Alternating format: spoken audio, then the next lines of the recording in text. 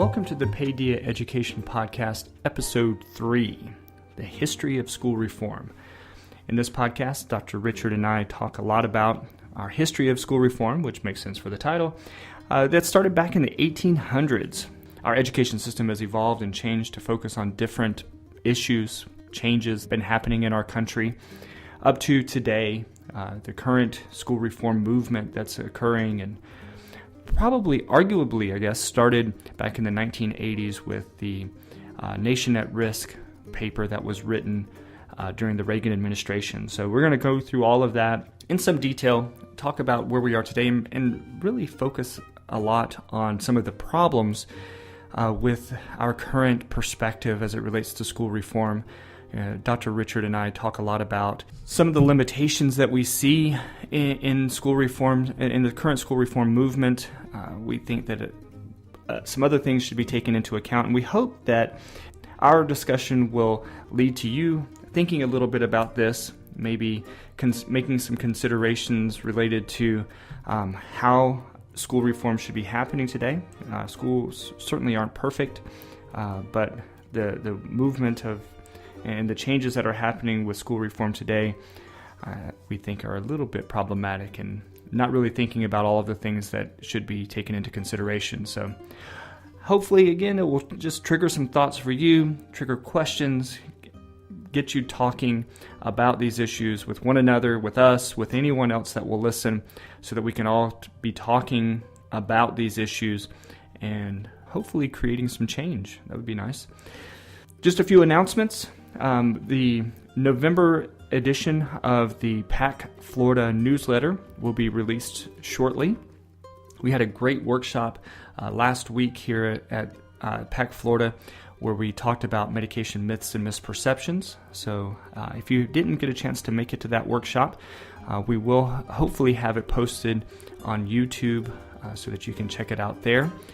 Also, we have another workshop coming up in the middle of December, where we will be talking about holiday-related issues. It's going to be called Preparing for the Holidays, where we're going to talk about how to handle some of the stressors often associated with the holidays. How do you deal with family? How do you deal with some of the mood and anxiety-related symptoms that often accompany the holidays as we get so worked up with the approaching season? So stay tuned for that. We don't have a specific date for that yet, only because we're trying to figure out if we're going to have it here at the office or at another location. So stay tuned. We should have that announced and posted on our Facebook pages and on our blog and practice webpage within the week. Other announcements is that we're growing our Facebook page. Oh, not our Facebook page, our YouTube page, to include a lot of our podcasts, so you will be able to find our podcast there. They won't include video yet. I'm trying to talk Dr. Richard into letting us record ourselves through video as well as audio so that we can post our videos on YouTube for all to listen. So that'll be great. I'm excited about that and hope that you will be too. So, all right, I think that's all the announcements for this week. So sit back, have a listen, make your voice heard, talk about these things, and contact us if you have any questions, comments, or if you want to join in the discussion. Thanks, and enjoy the podcast.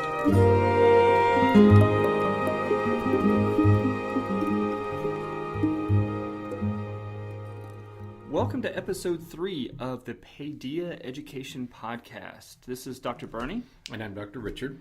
And here we are, number 3. Here we go. Here we go. So just a few quick announcements. We're a little bit behind on some of our podcasts for this week. Between all the things that we have going on, we ended up not being able to record our mental breakdown podcast on Friday as usual. We were in the midst of a wonderful workshop on medication at the time that we typically record the mental breakdown podcast, so we didn't have the opportunity to record that one. So we'll get that one recorded pretty soon and have it posted as soon as we can. Okay. Yeah? That's right. Good workshop on Friday on the use of medications. Yeah. For mood disorders, ADHD, anxiety disorders and psychotic disorders. Psychotic disorders, yes. So we kind of covered the four broad topics or four broad classes of medications, and I think it went well. It did. I'm looking forward to getting that one posted. I think I'm going to try to get that video posted up onto YouTube so that people can check it out and if they have questions, because it's pretty good information as far as what the medications are for, what they're there for, what we use them for, what to expect with them, all that good stuff. So, but that's why we didn't get to record the mental breakdown this week. So, but we'll make it up to you this week. It'll be back and better than ever once we can get that recorded. So, for this podcast, we're talking today about the history of school reform. Now, for those of you who listened to the mental breakdown, we did a similar podcast for that several months ago. It was one of our early podcasts, but we thought that we would redo it here for Paedeia because there was some information that we wanted to put in the initial podcast that we didn't have in there, and so we figured that this would be a great way to add that extra information, maybe get into a little bit more specifics, and provide you with some of the information important to the idea of school reform, a term that's been thrown around sort of willy-nilly for many, many years. And we want to talk about school reform because all this business about high-stakes testing and teacher accountability and students being held back, all that comes under the heading of school reform. It's all occurring because of school reform. So because these are topics that are very much a part of most of our lives, we thought it important to rediscuss, if you will, school reform. Right. So I'm looking forward to this. Right. So we're going to start out really, Richard, in your domain. Right. And that's the domain of history. I'm not very good. I don't know a lot of history. I was never really as fascinated. I'm getting better at it, I have to say.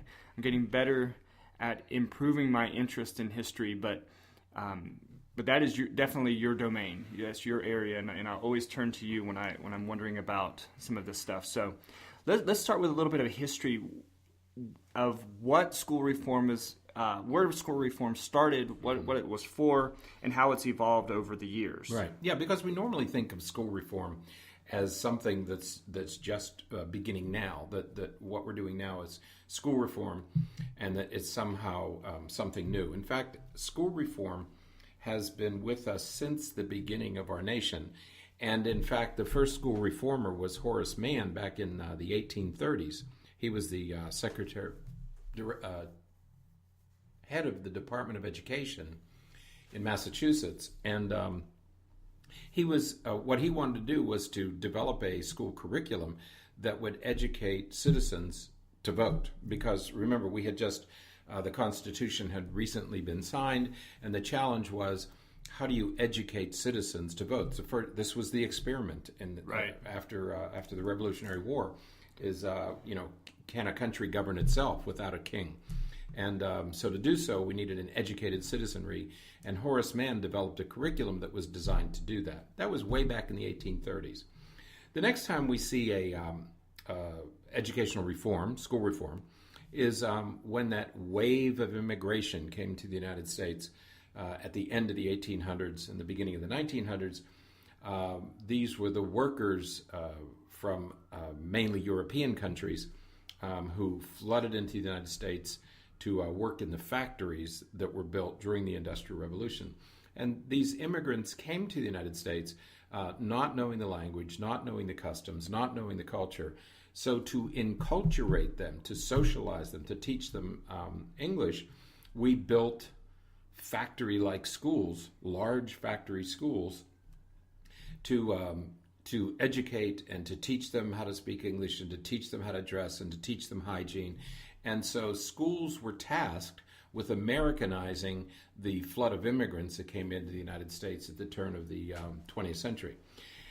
The next time we see schools tasked or asked to play this role of play this social role was to desegregate our schools after World War II. As most of you know, a federal court case called Brown versus Board of Education happened in 1954. But the idea was that we had to integrate our society. Well, that's a social problem. How do you integrate a society? Do you do it with residents, or do you do how do you integrate? And so the United States decided that we would have our schools be the place where integration was accomplished. And to accomplish it, one of the ways we accomplished it was through forced busing, mandatory busing. Right. And so the educational reform is, let's throw all kids together in school, and then schools would become the place where where we integrated our society. So this whole idea of educational reform is not new. It's been with us since the founding of the country. I think that something to jump in real quick, because I think that this is an important theme and an important purpose that needs to be highlighted, and that is the educational system. Schools have from the beginning been a vehicle for social change. That's right. Whatever's happening in society at large, we tend to, or our country has the tendency to use schools as the social experiment or the social vehicle for creating what they're hoping to be global changes in society. That's right. We want to change the culture, right. So we ask schools to do it. Right. Whether it's Americanizing, integrating, educating citizens, whatever the task is, we ask schools to accomplish that, because that's a captive population. Right.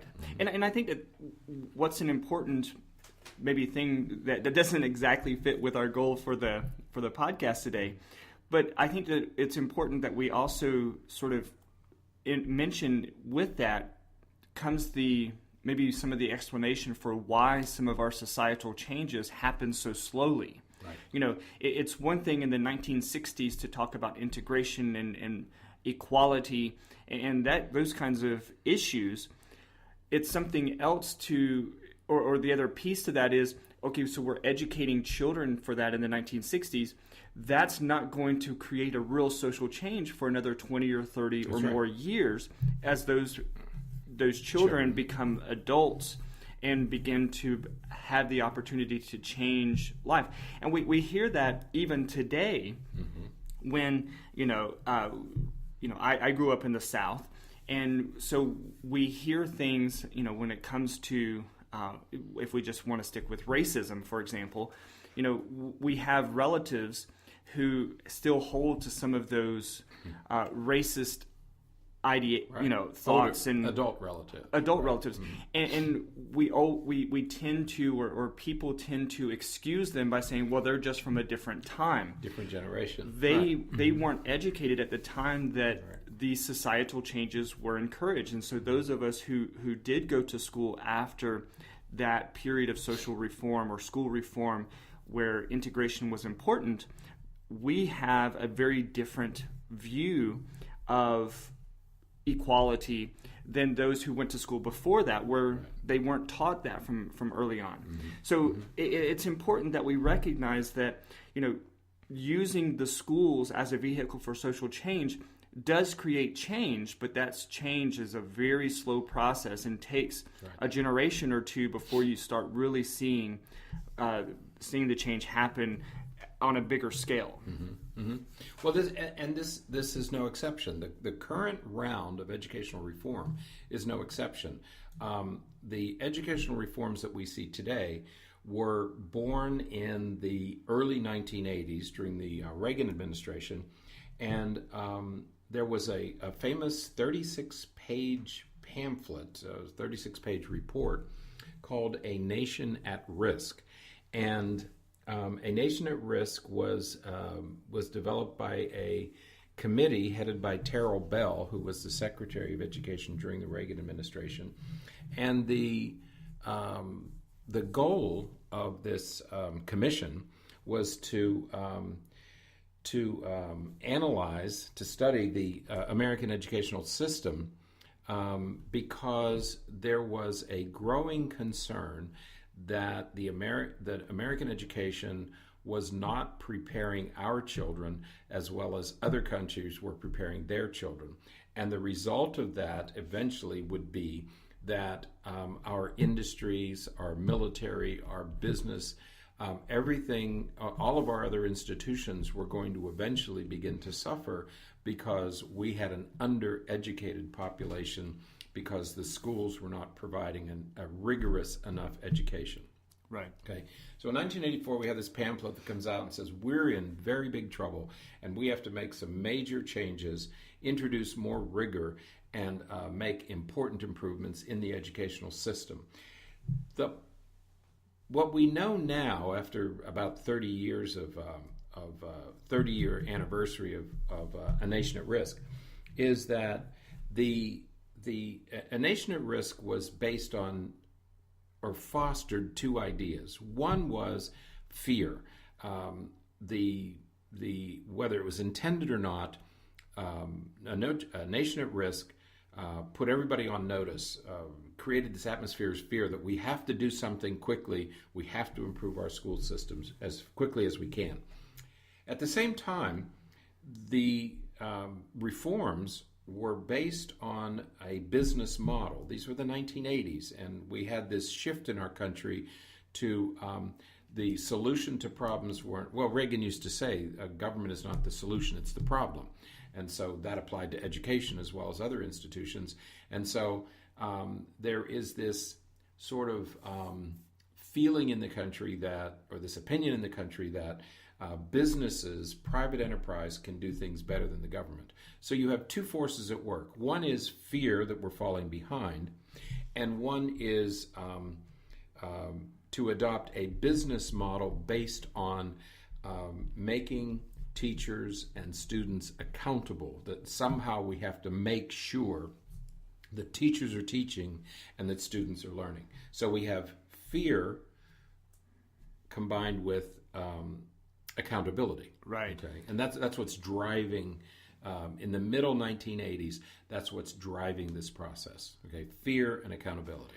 Right, and if we think about that time, as that time was building up, of course we were finishing up the Cold War, and we had this tremendous anxiety about other countries and what the other countries were doing compared to what we were doing.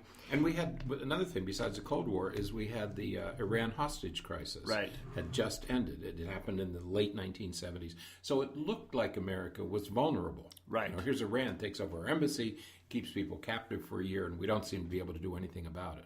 Right. You're right. And I think that something that we, again, looking back with 2020 hindsight, right. is that we have to recognize that international affairs, international safety, national safety is not equated to position educationally. I mean, right now, when we look at these international rankings that we become so obsessed with, one of the top ranking nations is Finland.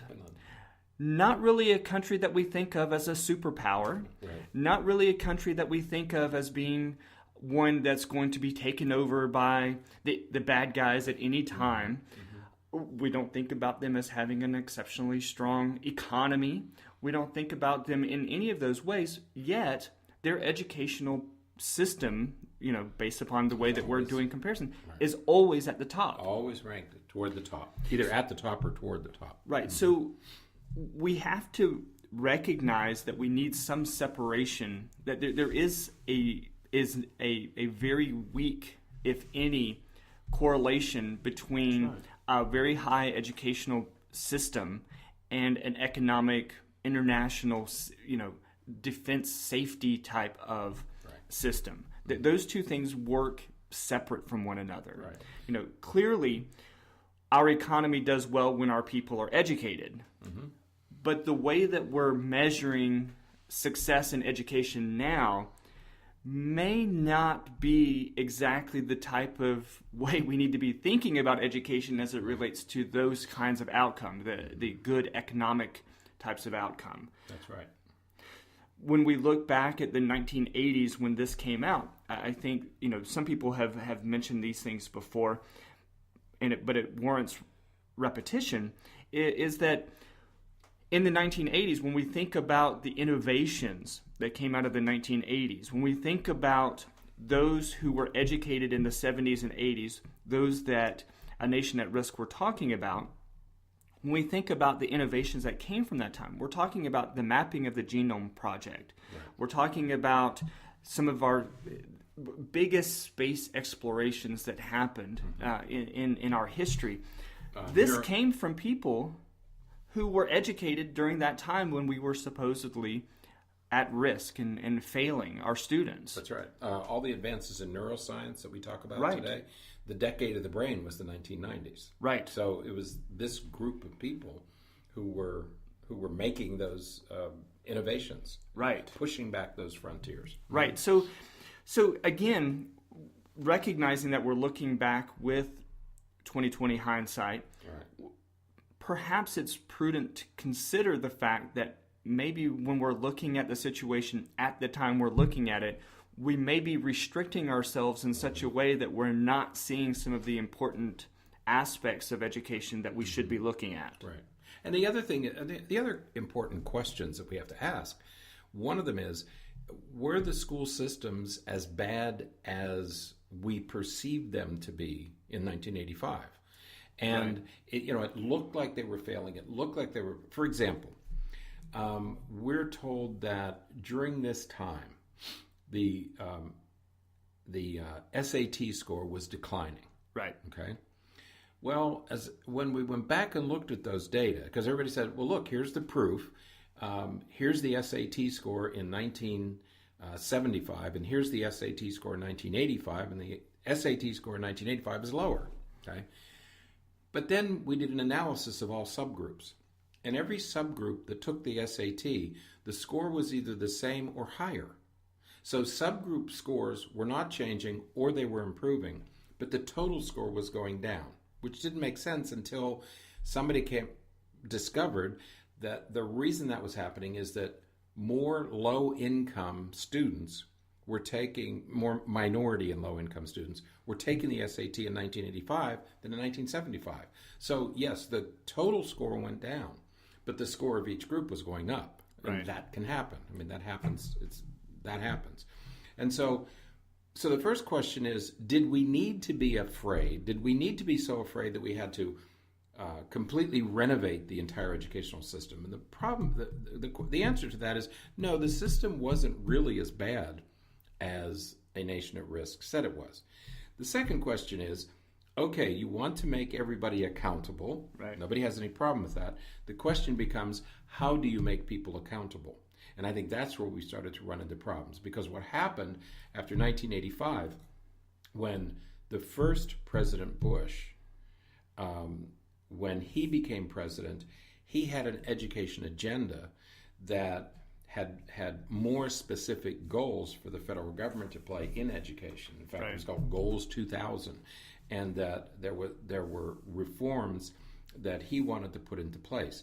Those reforms were eventually put into place during the Clinton administration, and the reforms that the first President Bush and President Clinton put into effect was one of the things that both of those presidents did was to advocate high-stakes testing. Right. One of the ways we'll measure and hold people accountable is we will test periodically to see how students are doing and if teachers are effective or not.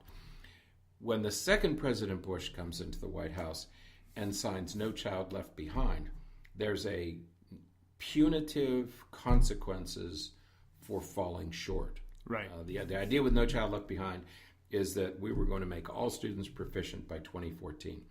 And if schools didn't accomplish that goal, then there would be punitive consequences for those schools. And that is a major shift. So what started as a call to action in 1985 was based on two faulty premises. One is the system wasn't as broken as the commission said. And the second thing is, how do you measure student progress and how do you have a system of accountability? And I think that's where it started to go off the rails is, number one, the system wasn't broken, and number two, how do you make it better? How do you improve it? And as we're looking at this, what we're talking about is two false assumptions. Right.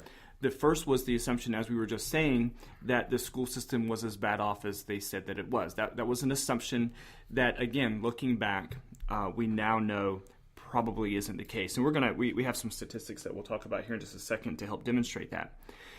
The other assumption is that we can assume accountability for a teacher based upon student performance. That's right. We can assume we're making the assumption that a student is going to perform the very best that he can, and that by looking at that performance, we can then estimate how good of a job the teacher did. Right. And that is a really poor, I mean, it's a faulty. As we're thinking about it, even while it's still happening, we don't even need 20/20 hindsight to look and say, that's probably not a very good assumption to make. Any of you who own a business, any of you who teach, any of you who are in a situation where you're trying to get somebody else, if you're a parent, and you're trying to get your kids to do something that he or she may not be very interested in doing on their own, you know that many times it doesn't matter if you're doing a good job. It doesn't matter if you're working and doing everything exactly the way that you need to be doing it. If your child doesn't want to do it, or if your employee doesn't perform, that's on the employee. That's on the student. That's on your child. That doesn't have anything really to do with how good of a performance you're making it. And so this faulty assumption that a teacher has complete control and should therefore that their performance is perfectly reflected in the child's or the student's performance on the school, that just doesn't make sense. Mm-hmm. There's nothing that makes sense about that assumption. Right. And we're continuing to do it.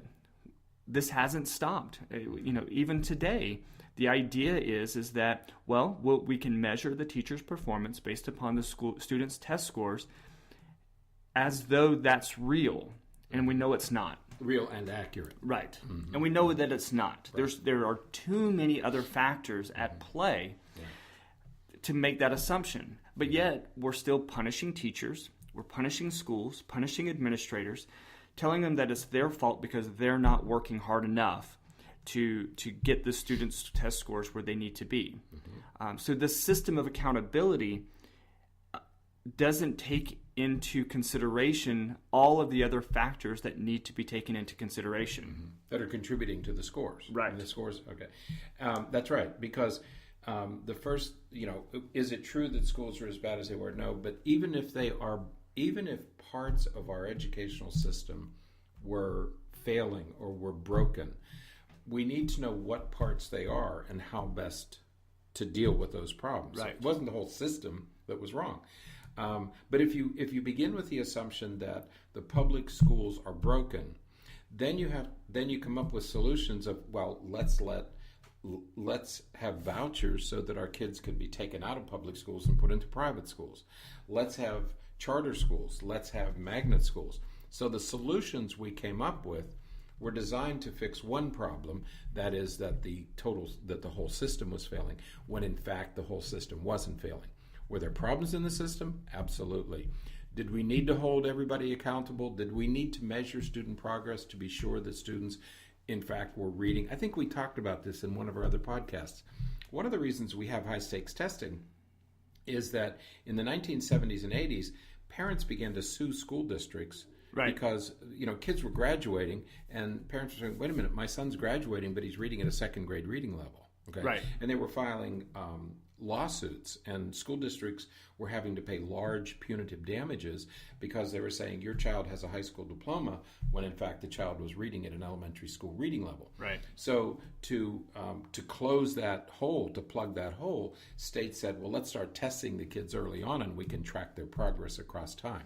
Absolutely nothing wrong with that. Let's track their progress. But let's be clear that there are still high school graduates who can't read. Absolutely. After 15 years of testing, we still have high school graduates reading at a second grade reading level. Right. So this problem wasn't fixed with using high stakes testing and accountability. But the intention was good. I mean, right. To say, let's track their progress over time, I don't think anybody disagrees with tracking kids' progress over time. Right.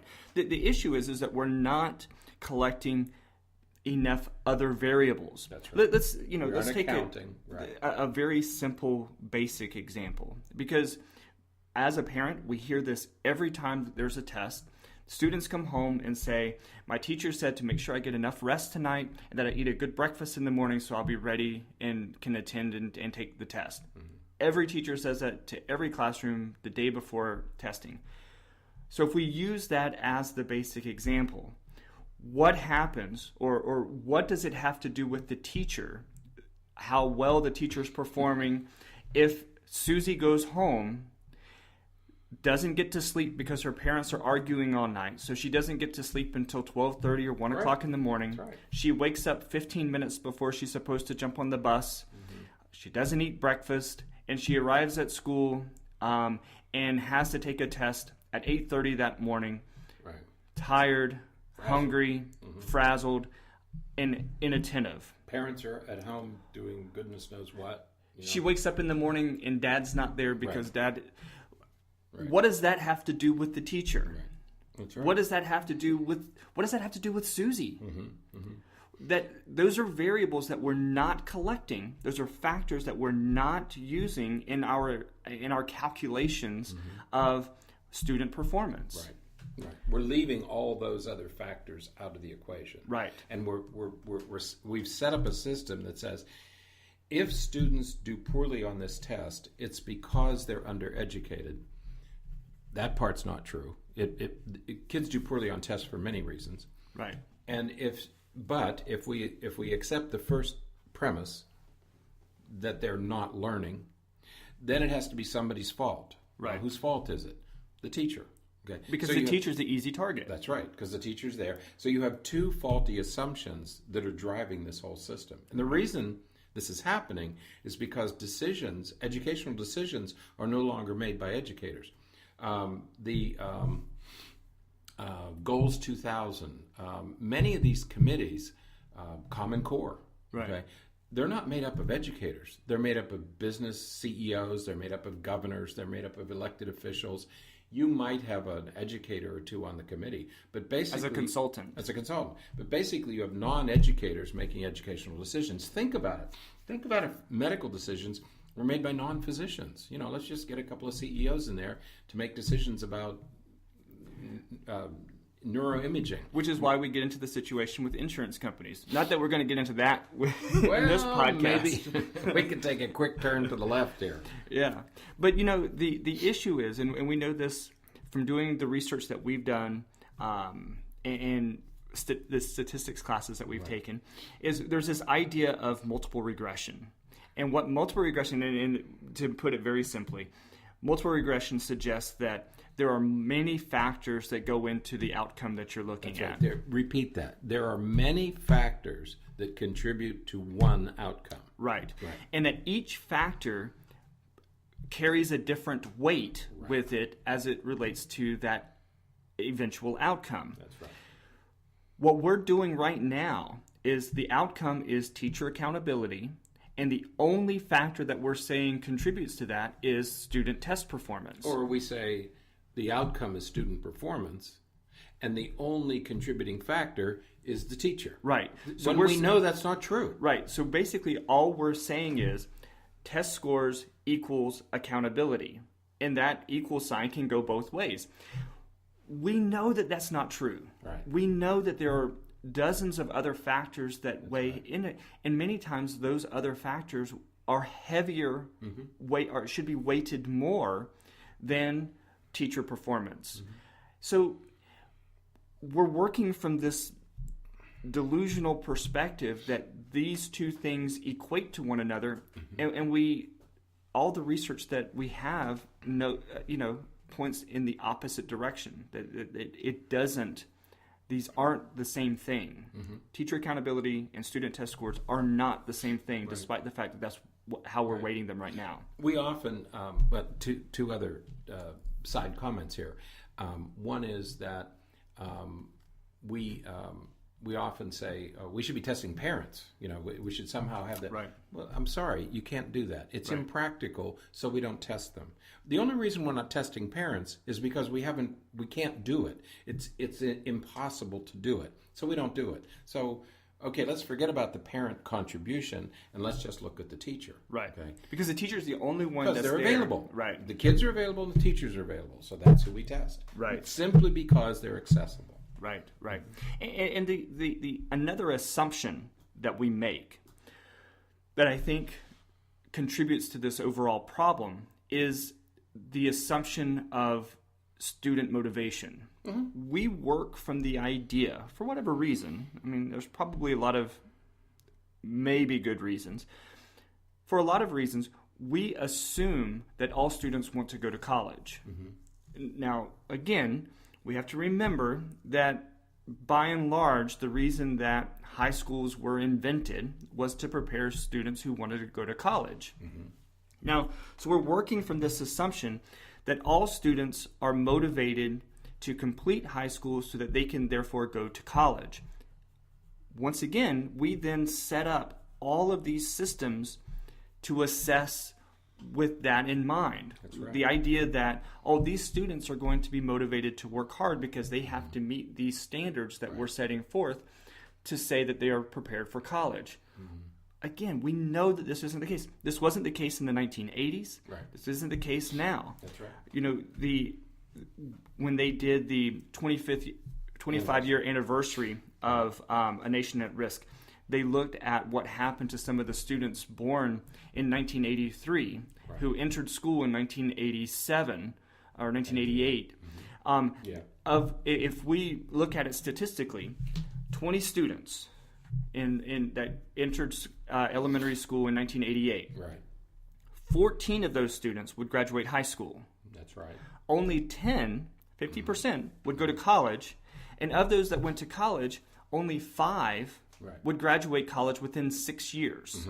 Okay, those statistics aren't very different than they are now. They haven't changed. With all of this stuff that we're doing to our students, to our kids, and to our teachers, our statistics isn't that much different. Only about 50 to 60% or 50 to 60% of high school students do not go to college. That's right. And I think that bears repeating. It deserves repeating. What we're saying is A Nation at Risk, written in 1984, published in 1984, was based on a statistic that said only 50% of students graduate from high school, approximately 50%. That hasn't changed. Right. It's been 30 years of reforms, and those numbers have not changed. So whatever we're doing has not solved the problem. Right. Okay. We've created a few new ones, but we haven't solved the old ones. Right. And all of that stems from the idea that students are motivated, students are intrinsically motivated to perform well, and they're going to do, they're going to sit in class for 7.5 hours, and they're going to pay attention, and they're going to write notes, and when they're going to get home, they're going to take all of their work that they've done, and they're going to study every night for 2 or 3 hours and come fresh and ready and prepared for the next day and do this day after day. And we know that it doesn't happen. Right. There are pockets of students who do that. I have some students that I talk to who, they leave school. They go right after school to the library and they sit in their study groups and they study for 2 or 3 hours, and they go home and eat dinner and then read over their material a little bit more before going to bed. There are pockets of students that do that, and those students do well. Those students go to high-ranking colleges and approximately 5 out of 20 do that. Well, this would even be smaller than that. But it's probably smaller than 5 out of 20. Right. These are probably maybe one or a half of a student statistically who perform at that level. That's right. But that's not anywhere close to the norm. Right. And that brings us to this point of when A Nation at Risk was, one of the recommendations of A Nation at Risk was we have to have a more rigorous curriculum. Right. We have to, kids can't take soft courses. They have to take math and science and history, and they have to learn these subjects. And so one of the recommendations is we have to have a more rigorous curriculum so that everybody has to. So what they're saying is everybody has to take algebra. Everybody has to take geometry. Everybody has to take this. When in fact, most kids are not. That's a college preparatory curriculum. Right. Okay. Algebra and foreign language and all these courses that we typically associate with a rigorous high school curriculum, that's a college preparatory curriculum. Right. That's what we stepped into with that recommendation was, though we say half the children are not graduating, we need a more rigorous curriculum. No, we don't need a more rigorous curriculum. We need a curriculum that meets the needs of the 50% who aren't going to go to college. Right. Let's keep the curriculum for those students who are going to go to college. Right. Keep a college prep curriculum. But what about the students? And the problem with these mandates that come from the federal government and state government is they try to develop systems that work for everybody. Nothing works for everybody in schools. Right. But that's what we're trying to build these systems to say we're going to test every student. You don't need to test every student. Right. But that's what you get when you have these mandates that come from the top down. Is you have a one-size-fits-all, and that's what we've created. We have a one-size-fits-all approach, and it's not working. Right. Yeah, I was listening to a podcast the other day with a guy named Barry Schwartz, and he was talking about standards without standardization. He was talking about the idea in medicine where every physician can't treat every patient exactly the same way. Right. That you have to have some standardization, or you have to have some standards, but if you treat every patient that comes in exactly the same way, then you're going to have problems. Right. When you think about a fever, well, there's hundreds of reasons why a person can have a fever. That's right. But if you treated every fever the same way, you treat every fever as though it's a manifestation of an ear infection. Right. So you give every patient with a fever amoxicillin. Right. You're going to miss a lot. You're going to potentially, many of your patients are going to die. If somebody has meningitis, right, amoxicillin isn't going to do it. Right. So, sure, you need to have standards. Sure, you need to have a level of expectations that you hope that your students meet. Right. But when you work from the perspective that you have to teach and manage every child, every patient, every person that you're working with in exactly the same way, to assume that that's effective is naive. That's right. It's short-sighted, and it doesn't take into account the variability that is the human experience. Teachers know this. Teachers know that every student in his or her classroom will not learn the same way. That's where we get the whole idea of differentiated instruction, where we get into the whole idea of developmentally appropriate education that adjusts and works to the needs of the individual students. And what blows my mind, Richard, is that you and I've worked with curriculums before. Many of those traditional curricula understand that as well. They bring with you materials. Many schools have closets full of learning materials to help students who maybe are, if we want to use these simplistic terms, who are visual learners versus those who are auditory learners and kinesthetic learners. In the past, at least, curricula materials included those kinds of resources for teachers so that they can teach. Here, teach it this way. Today, teach it, then review it with these materials, and then review it with this materials. And for some reason, we're getting away from that. We're not using that anymore. Right. And so we have this idea of Common Core, where every student has to learn it at the same pace with the same materials in the same way, it doesn't fit with what we know about the human experience. It doesn't fit with what we know of children, child development, and learning. And when we talk about things being mandated from the top down, Common Core is a wonderful example of all that's wrong with education today. People complain about Common Core, but let's complain for the right reason, okay? It's not a communist plot, okay? Common Core is not a communist plot, but Common Core is a curriculum developed by a committee of about 17 people from the Governors Association. These are mainly politicians, okay, who met. It was also funded by the Bill and Melinda Gates Foundation. It was totally, all the money for developing Common Core was provided by the Bill and Melinda Gates Foundation. The Bill and Melinda Gates Foundation has an agenda. Their agenda is that education can be done better by private enterprise than by government agencies that we call schools. So the Gates Foundation has an agenda, which they're entitled to, but this group of individuals who developed Common Core, they weren't consulting with teachers and professional educators, they were consulting with other politicians. And then we say everybody has to do Common Core. Once again, we have this one-size-fits-all approach, because if you want to adopt it at a national level, you have to drop it on everybody in the same way because it has to be equal. The problem is with Common Core is not that it's a communist takeover. The problem with Common Core is that it mandates that every student will be in the same place in the curriculum every day across the country. Right. So if your child is in second grade in Nashville, Tennessee, they're going to be on the same skill as a kid in San Francisco, California on that same day.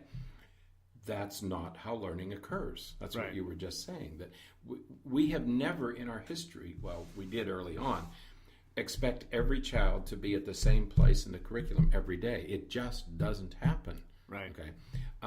But that's what Common Core is imposing on the entire country right now. Right. So it's not a political or a religious problem. It's an educational problem.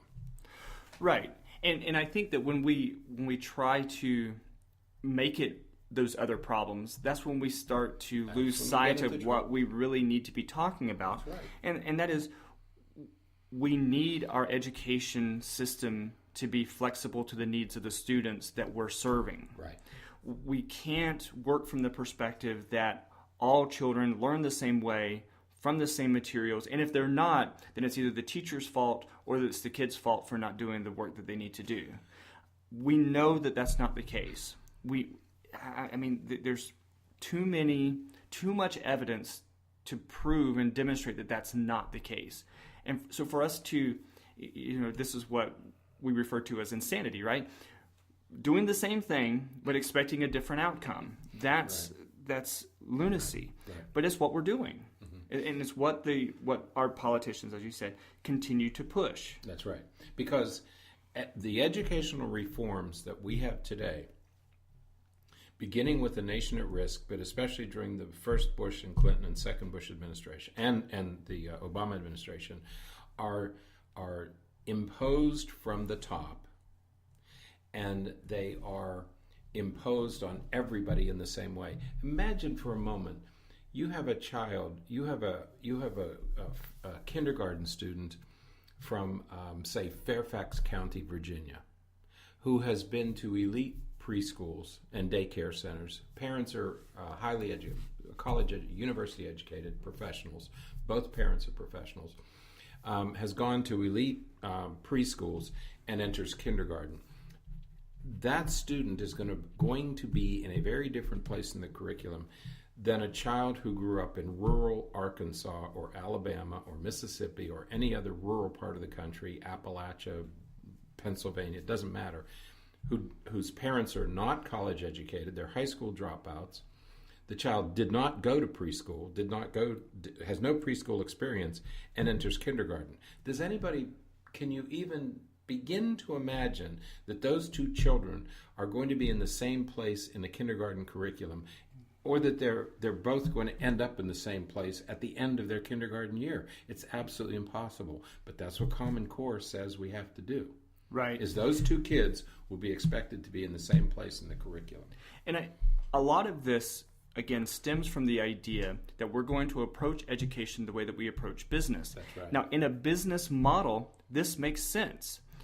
If you're working in a automobile factory, every time you build a carburetor, you're going to build it the same way because that's the model that you're building it from. And the carburetor has nothing to say about it. Right. It's materials. You're putting the materials together. It doesn't have free will. It doesn't have to eat. It doesn't have to sleep. You're just taking the pieces, putting them together to make the outcome. It makes sense in that type of business model. Right. It doesn't make sense. Children are not pieces of equipment. Children are not passive bystanders who just things happen to them and they don't act on the world around them. Right. It doesn't work that way. And so when we try to apply those kinds of principles to an organic being that responds and behaves, and it's not even like children are dolphin. Unfortunately, we being very conscientious of the way that, of course, sometimes dolphins and other animals are treated. You can deny a dolphin a meal to make that dolphin hungry, right, so that dolphin will perform for you. Do whatever you want it to do. Right. It will perform because, everybody knows, and I heard a friend of mine mention this the other day, if you want a dog or an animal to perform for you, you keep it at about 80% of its ideal body weight, and it will do whatever you need it to do for food. Right. You can't do that with kids. We'd like to, but we can't. We can't. We would get in trouble for child abuse. We would get in trouble for lots of different reasons. Nor would we want to. No. So we have to understand that it's a different system than a business model or the way that we can train other animals or other beings where we can completely control every aspect of its life. We can't do that with kids. Right. Teachers can't do that. Right. I like the business model that you mentioned, manufacturing.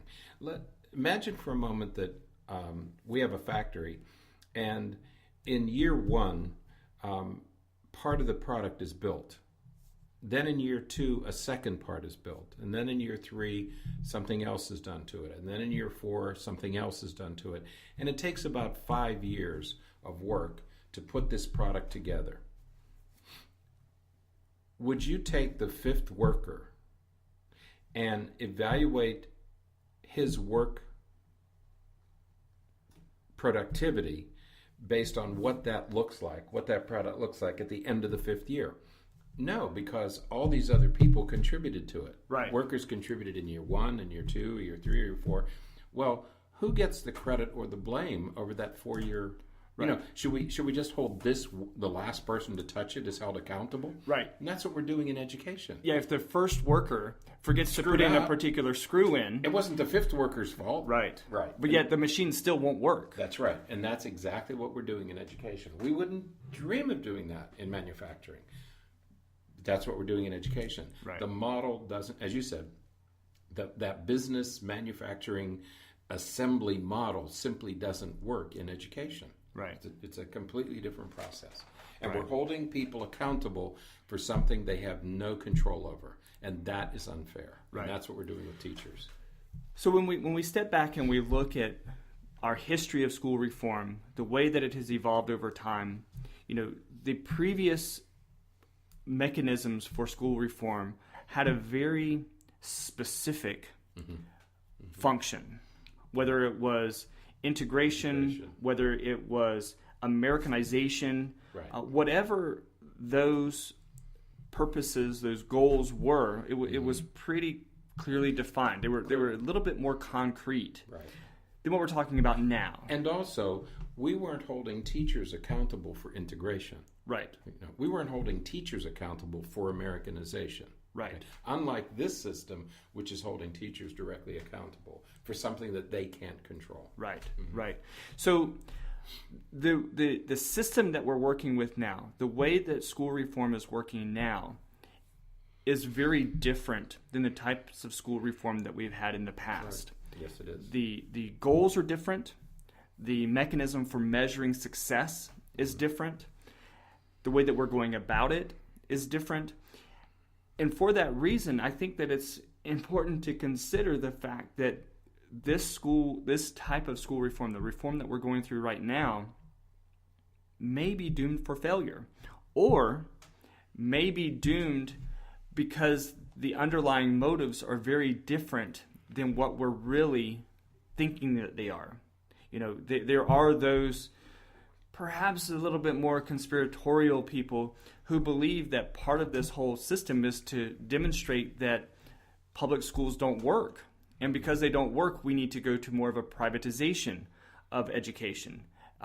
Those who want education, the government out of education, they believe that we shouldn't have a national Department of Education, that should be either state-based or, again, even private-based. Mm-hmm. Perhaps much of this is working in that direction, that right. Slow process of getting the government completely out of education. And that in and of itself creates a new problem. Mm-hmm. The idea of not having state or federally funded education system, that concerns me, because then what students are not going to be educated? Right. Right now we're in a situation where all children will be educated. Well, as soon as we take the government out of that, who's to say that every child should be educated? That's right. Who's to say that there's not going to be an education provided to some of the students that you were talking about, rural students, students in urban, inner city locations who, if they didn't have to go to school, their parents may not send them. Mm-hmm. And so if we completely take the government out of education, what consequences is that going to have for us and for our future? That's right. Because even if you have private everybody says, well, private companies like what is that one, TAP? Right. TAPP? Mm-hmm. Even if you believe the argument that private education, for-profit education companies do a better job. Okay, let's accept that for a moment, that they do a better job than public schools. As soon as the federal government says, yes, we will do away with all government schools, they're still going to have to say, whoever takes these children has to make sure that they're educated. Right. Okay? Right. Once you say that, then the for-profit companies' hands are going to be tied just as public schools are. Right. Because right now, the for-profit and private schools are not obligated to provide an education for everybody. Right. They're not under some mandate, some government mandate that they have to provide. We have a 0%. We have universal education in our country. We have a 0% rejection rate. You're not allowed to deny a child an education. Okay, and never have we, until No Child Left Behind, we've never said it's okay to educate these children and these children don't matter. We can work as hard as we can, but if they don't get it, they don't get it. Okay, that's what we've created. We've talked about the two-tiered school system. But as soon as somebody mandates that everybody has to be educated, we're back to the same problem. Whether it's a private school, a charter school, what if private schools had to educate every kid, no matter who the child was? Right. But they don't have to, because only children who are succeeding get to stay there. Right. But if you said to all private schools, you can't throw kids out. If you said to magnet schools, charter schools, private schools, you can't get rid of students because they're underperforming, you're back to the public school system. And you can't reject a student because they can't pay. That's right. That's right. That creates it's a completely appropriate public education. Exactly. So I worry that this new round of school reform is working from the delusion that that's where we should be. That's where we should be going. Right. Because if it is, then we're looking at a very dim future. Does anybody really believe that just because you have vouchers or private schools or charter schools or for-profit schools, that you're not going to have students who are unmotivated, undermotivated, unable to learn, not attending school, whose parents are not supportive? Do you think those students are going to go away because you have private for-profit schools? Richard, how many kids do we talk to, parents do we talk to, where the parents are paying $12,000 and $15,000 a year for private school, and the kid just won't do their homework. Right. Or they're already paying $1,000 a month. Right. Mm-hmm. Or the kids are in these elite charter and magnet schools, right, and they're not doing their projects, or their parents are still doing the projects for them. Right. Right. I mean, it's I keep using the word delusional because it is delusional to believe that simply by creating these expectations is going to automatically make students work harder, right, do what they're supposed to do, and it just doesn't work. Or the problem students are going to go away. How many times have you and I talked about the 20%? Right. Okay, 80% of students are going to do okay. Some are going to get A's, some are going to get C's, but they're going to do okay.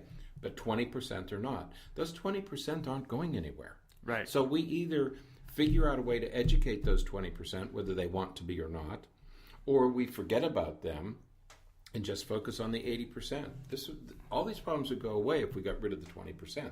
Well, they're not going to go anywhere, no matter what the schools look like. Well, and unfortunately, the realistic issue is that even if you got rid of the 20% in some way, there'll be a new 20%, because what we'll say is, well, look at all these guys. They're doing so well. Let's raise the expectations a little bit. And then as soon as we raise the expectations a little bit, a new 20% is going to be created, because now those won't be able to do it. When this first came out, there was a group of school psychologists who said there's always going to be a lower 25%.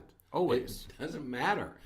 We're not going to have all A's across the United States. Right. We're always going to have a lower 25%. All children. Harvard has a lower 25%. All third graders will not be reading at a third grade level. Right. Is statistically impossible for that to happen. But it means that we no longer believe in reading disabilities. We've believed in them for 100 years, but now we don't believe in them anymore. Right. And yeah, it's frustrating. It's idealized. Would it be great if every kid could do that? Absolutely. Mm-hmm. Should that be a goal? Perhaps. But should we hold back resources, make policies and resources contingent upon meeting that goal? No, that's silliness. Right. But yet it's what we do and how we're functioning at this time. So we're encouraging you to take a look at this, to just consider it. Think about it a little bit. Does it make sense that this is what we're expecting? Does it make sense the direction that school reform is going in right now? If it doesn't, if you're like us and it doesn't make sense, let's talk about it. Let's continue to have our voices be heard, because that's how change is going to happen. Mm-hmm. When we go to the voting booths in the next year, and we're making decisions about who our elected officials are going to be, let's remember that just because our elected politician went to law school, because most of them are lawyers, just because they went to law school doesn't mean that they understand education, doesn't mean that they understand child development and the way that the human brain learns information. I've talked to many very intelligent people who really have no idea how the process of learning happens. And why you can't just sit down and learn a foreign language. Why, what do you mean? I can do it. Why can't anybody else do it? I did it. Everybody can. Right. So we need to be talking about this. We need to be reading about this. We need to continue to do research on this. And we need to make sure that we're electing people who take these thoughts and these ideas into consideration, instead of just blindly saying, yep, we want all of our students to meet this, to be able to jump this high, and so we'll just set it that high. Right. Somebody said, I heard somebody make the analogy, we set a jumping bar at 4 feet, and some students can jump over the 4 feet and some can't. So what we do is we then move it to 6 foot. Mm-hmm. Because if we move it to 6 foot, well, that will get them to at least be able to jump to 4 foot. No, it right. doesn't work that way. That's right. not how we as humans learn. That's not how we process information. So just setting the bar higher doesn't mean that you're going to work harder. What it means is you're not going to try. Right. And that's what we really see. And we want to encourage parents. You say, well, what can we do about it? Number one, I would reject, first of all, we have to de-emphasize testing And fortunately, that's beginning to happen around the country. It's even happening in Texas. And if it happens in Texas, surely it can happen in Florida. So testing should be de-emphasized. There should be less of it. There should be less importance. There should be less focus. We need to get rid of high-stakes testing. Number two, I would reject any policy that evaluates teacher effectiveness based on student test performance. Dr. Berney used the term multiple regression. We have to remember that there are many factors that contribute to a student's test score. A teacher is only one of those factors. And there are many teachers who contributed to a child's education, not one teacher. And so this is especially true as they get older. But any system that advocates that we should evaluate teachers based on students' test scores must be rejected, and we have to fight against that. That's muddle-headed, ineffective policy, and we just can't tolerate it. Yeah, and again, that comes from when we hit those voting booths. When we're looking at our officials, we have to demand better from them. We have to demand that they look at the research and accept the science that says this isn't how this works. We encourage you to look at the opt-out program or the opt-out movement and the different ideas that are presented there, because they have a lot of wonderful ideas and strategies that parents can use to do just what you're saying, to reject some of these ideas that support or foster this ongoing delusion that we can just if we just test enough, then we're going to get to where we're going. So we encourage you to look at the opt-out programs and movements. And when Dr. Berney talks about we're going to the voting booth, anytime you hear a politician say we have to cut taxes, please remember that the taxes that are going to get cut are the ones that fund our schools.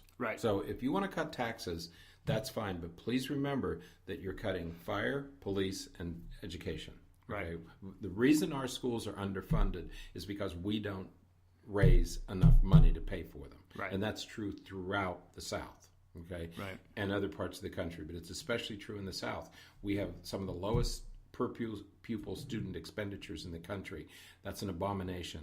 Don't cut taxes, because cutting taxes cuts education funding. And that's off my soapbox. And that's hard to hear. It's hard to talk about that, but it's true. It's absolutely fact that's where the monies are cut first, and they're often referred to and kind of clumped together with the entitlements. Wasteful government programs. Education's not a wasteful government program.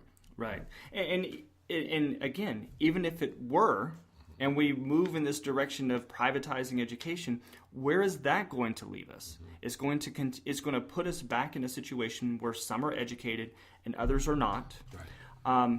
Or it's going to create a situation where the government is going to have a hand in private enterprises by saying, no, even though you're a private educational institution, you have to educate every student.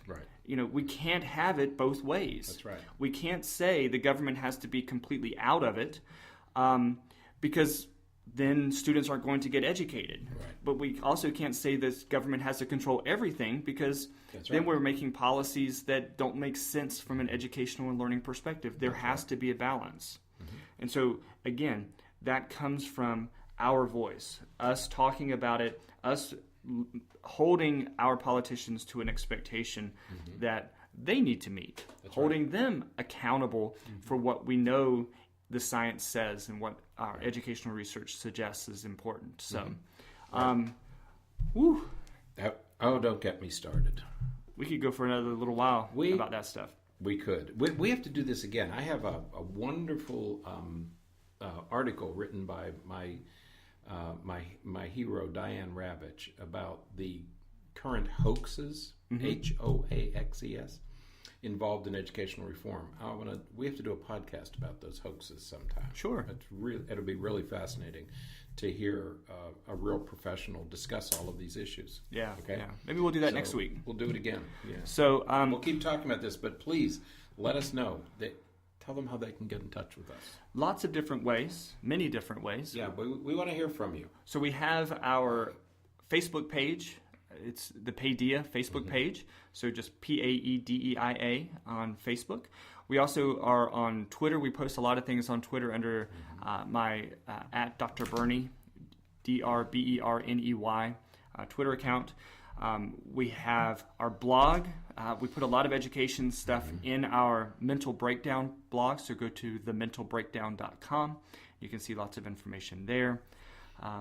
We are also doing things on the Mental Breakdown Facebook page, which is facebook.com/thementalbreakdown. So there's lots of different ways that you can reach us. You can always listen to the podcast live on Mixlr, mixlr.com/Paedeia, Paedeia.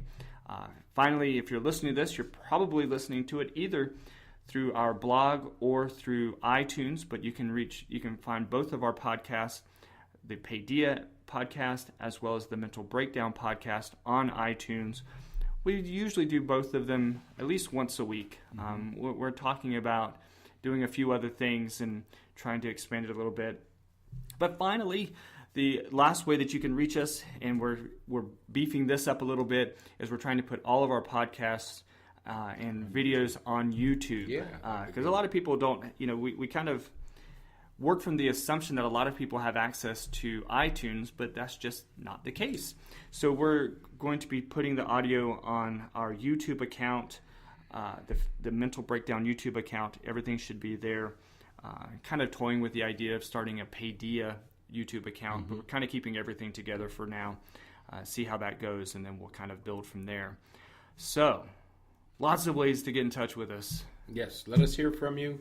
These education reforms are going to be stirred up over the next year, especially with an election. But they're going to continue because we have to undo some of the reforms that have been done. So please stay involved and please stay in touch. Yeah, Dr. Richard and I we're both available if there's any schools or PTAs or PTOs that'd like for us to come and do a talk, maybe help with a discussion about these issues or any issues related to education. We don't just talk about school reform. Right. We talk about educational and behavioral interventions and things that happen in the classroom.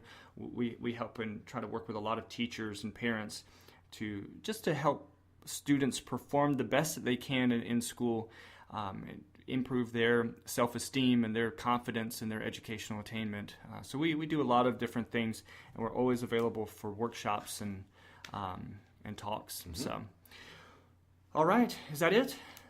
That should do it for today. All right, so enjoyed it. It was great talking with you, and we hope that you come back and listen to us next time. Have a great week.